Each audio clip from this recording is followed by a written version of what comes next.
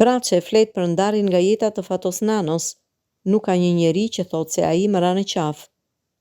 Socialisti Erion Braçe ka folur në një intervistë për Muhamet Veliun për peshën e Fatos Nanos në Partinë Socialiste. Ai ka deklaruar se Nano është udhëheqësi historik i PS-s, teksa shtoi se ata janë produkt i shkollës së tij politike. Ndër të tjera, Braçe u ndal edhe tek diskutimet që ka pasur me të ndjerin gjatë kohës që ishin bashkë në politikë.